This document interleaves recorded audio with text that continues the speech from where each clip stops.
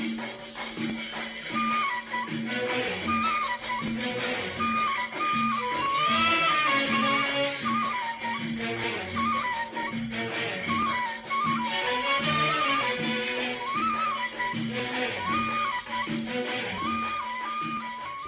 بيكم معايا في وصفه جديده من مطبخ وي. وصفتنا النهارده بناء على طلباتكم هنعمل مع بعض صنف حلو كل الصعيد بيحبه. الصنف اللي معانا النهارده هي الرواني المقادير بتاعتها: كوبايه ونص دقيق ابيض، كوبايه دقيق سيمولينا، كوبايه سكر، كوبايه حليب، 3 معالق سمنه صغيرين، يعني من المعلقه دي بس مش مليانه قوي، او نص كوبايه سمنه لو حابين.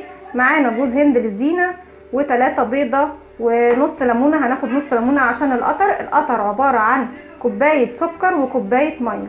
وكمان معايا باكو بيكنج باودر، ومعايا فانيليا. وممكن نستغنى عن البيكنج باودر لو هنزود كميه البيض، يعني لو هنعمل 5 أو 6 بيضات ممكن نستغنى عن البيكنج باودر، بس انا بحب استخدم البيكنج باودر، كمان بيكون عامل رافع ممتاز للكيكات او للحلويات. اول حاجه هنعملها، انا حطيت طبعا كوبايه سكر وعليهم كوبايه ميه، وهوديهم للبوتاجاز يغلوا. اول ما يغلوا هعصر عليهم النص ليمونه. هودي السكر للبوتاجاز وهرجع لكم. رجعت لكم تاني بعد خلاص ما حطيت القطر او الشربات او الشيره بتاعتي على البوتاجاز. وزي ما اتفقنا المقادير بتاعتنا في الشربات بتكون كوبايه سكر وكوبايه ميه ورشه فانيليا، بس مش رشها دلوقتي، هرشها بعد شويه. وبعد كده لما تغلي الميه هنحط الفانيليا وهحط الليمون. وزي ما اتفقنا البيكنج باودر، عشان اكد عليكم مره تانية، في كتير من الحلوانيه ما بيستخدموش البيكنج باودر بالذات في الرواني، لان هم بيعتمدوا على البيض. لما بيضربوا البيض بالمضارب بتاعتهم، طبعا بتكون المضارب بتاعتهم قويه جدا، فبيكون البيض عامل زي الاسفنج، بيكون هاش جدا زي الكيكه الاسفنجيه، وبالتالي ما بيحتاجوش ان هم يستخدموا البيكنج باودر. بس عشان احنا بنستخدم في البيت بطريقتنا وبالمكونات بتاعتنا بالادوات بتاعتنا البسيطه، فبالتالي هنستخدم البيكنج باودر عشان يكون عامل رفع معانا كويس. هستخدم 3 بيضات. بسم الله الرحمن الرحيم.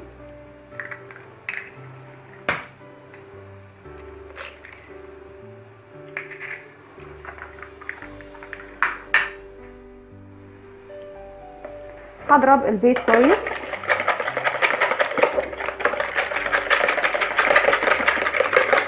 وممكن كمان ما نحطش الفانيليا مع الشربات، وممكن نحطها مع البيض بحيث ان احنا نكسر اي زفارة موجودة عندنا في البيض.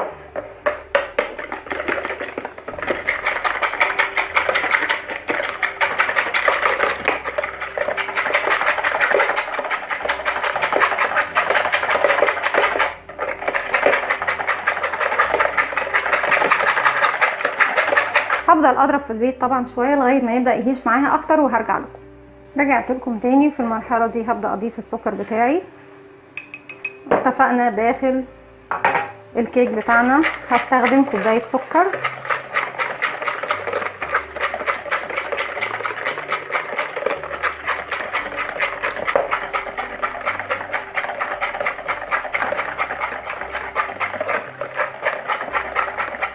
وهبدا اضيف الدقيق، كوبايه ونص دقيق ابيض،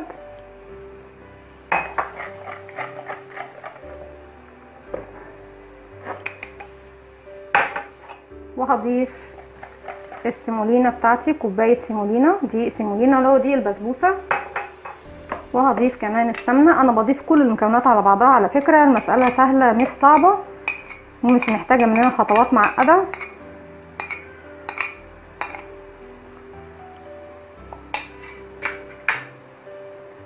وهبدا اضيف الحليب، طبعا اضيف البيكنج باودر كمان. استخدمت باكو كامل.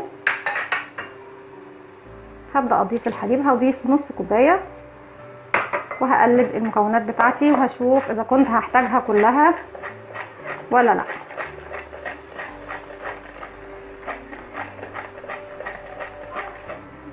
هنحتاجها ان شاء الله. كده انا كملت كوبايه الحليب بتاعتي، وهبدا اقلب المكونات بتاعتي لغايه ما تندمج مع بعضها وتنسجم.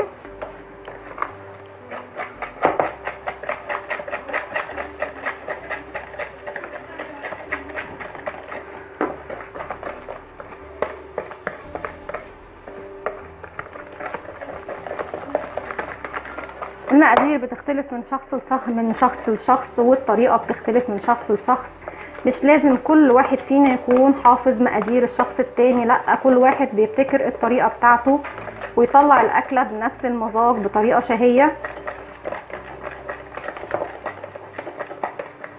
يعني مثلا لو هتكلم على شربات الكنافة، كل الناس معتاد ان هم يقولوا لا الكنافة شرباتها تقيل. انا شخصيا ما بحبش الشربات التقيل في الكنافة، بحس ان هو بيسكر وبينشف لي الكنافة، ولما بتيجي مثلا تبات يوم بتكون الكنافة طعمها ومذاقها مش ظريف. لكن الشربات الخفيف شوية او الشربات العادي بيكون اظرف والطف وخفيف معايا.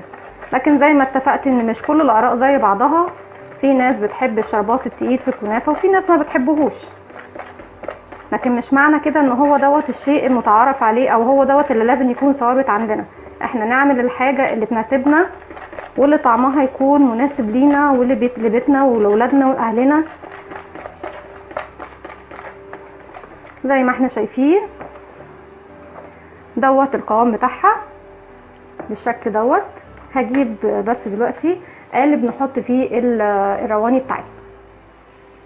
رجعت لكم تاني، وده الطاجن بتاعي او البايركس بتاعي. ممكن نستخدم في البايركس، ممكن نستخدم في اي صينيه المونيا، مفيش مشكله. انا بس دهنتها بماده دهنيه، دهنتها بالسمنه ورشيت عليها رشه سيمولينا بسيطه، وكمان هرش عليها رشه صغيره لجوز الهند.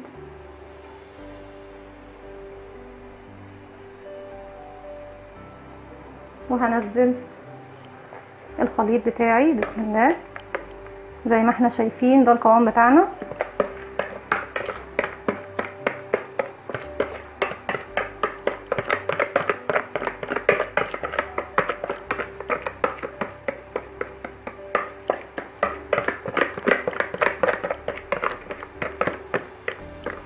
طبعا هنزل كل الخليط بتاعي بمعلقه او بسباتشولا، لان هو مش هينزل بالمضرب بتاعي كده بالشكل ده. هسويها بالشكل دوت، وبالطريقه دي خلاص هدخلها الفرن على درجه حراره 180 على الرف الوسطاني. بتستوي عندي من فوق ومن تحت.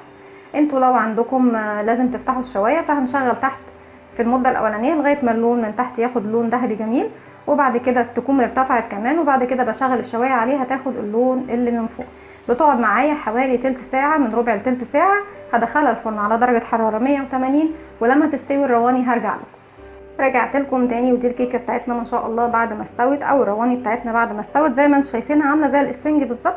وكمان عشان نطمن ان هي استوت كويس ومفيش اي عجين جواها، انا بجيب خله وبدخلها فيها بالشكل دوت، بطلعها بتكون قدامنا نظيفه زي ما انتم شايفين، ما فيهاش اي عجين، فبالتالي بتكون هي كده استوت. طلعتها من الفرن وهي يا دوب لسه طالعه من الفرن كده، والشربات بتاعي خلاص هو كمان بدأ يهدى ويبرد خالص، وهي كمان بدأت تهدى وتبرد. مجرد بس ان انا هفتحها بالخل اللي معايا ده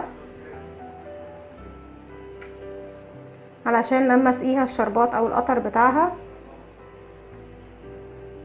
يتداخل معاها بشكل كويس. ومعلومة مهمة جدا او ملحوظة مهمة جدا، لما نيجي نستخدم البايركس ونطلعه، منطلعهوش من النار على سطح يكون بارد او ساقع او فيه مية.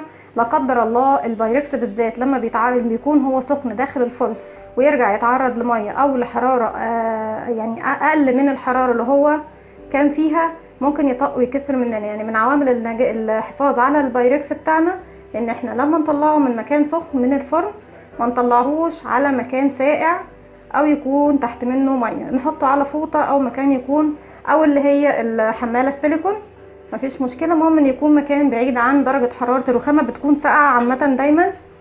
وممكن لو سايبين ميه هيكون مش صح ان احنا نطلع عليها البايركس.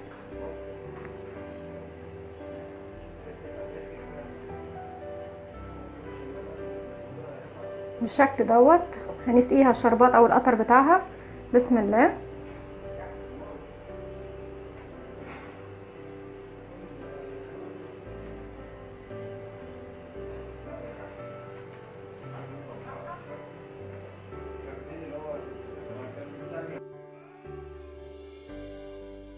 واحنا لسه حاطين القطر بتاعنا هنرش عليها جوز الهند. طبعا الكميه اللي انتوا حابين ترشوها من جوز الهند بالشكل ده على الوش. ممكن تضيفوا كمان على فكرة من ضمن المكونات نص كوباية جوز هند داخل الكيك نفسه، بس بصراحة انا بحبها كده بدون جوز هند في الداخل، بس تكفى بس بالجوز الهند يكون على وشها بالشكل ده.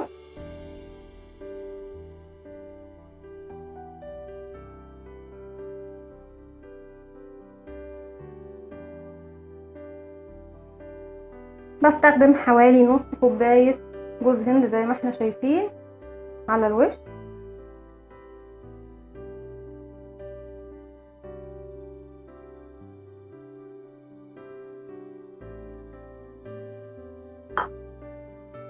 وبعد كده بقطعها بسم الله.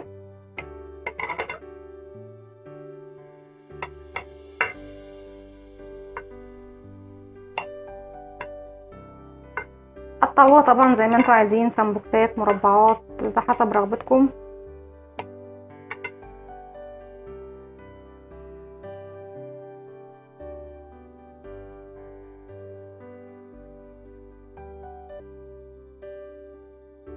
أكلة لذيذة وشهية ويا رب تعجبكم، وخصوصا أهلنا في قنا. الأستاذ محمد طلبها مني من قنا، يا رب تعجبك النهاردة الرواني بتاعتنا بطريقتنا. وكل سنة وحضرتك وكل أسرتك دايما يا رب بخير وطيبين، وينعاد عليكم وعلينا يا رب الشهر بكل خير. ثواني بس أجيب طبق أطلع جزئية تشوفوها. بسم الله.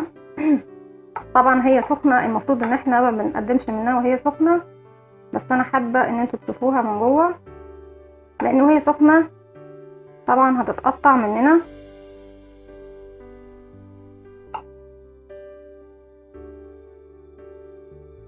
لكن كل ما هتهدى معانا زي ما انتوا شايفين الرواني بتاعتنا شكلها ايه، وده لونها من تحت ولونها من فوق زي ما احنا شايفين. وطبعا زي ما قلت لكم نستنى عليها، ما نستعجلش ونقدمها وهي سخنة، تبرد بس شوية وتقدموها. دي كانت وصفتنا النهاردة، اتمنى يا رب انها تنول اعجابكم. كل سنة وانتم طيبين ورمضان كريم. لو عجبكم الفيديو اعملوا لي لايك وشير وسبسكرايب، واستنوني في فيديو جديد من وي.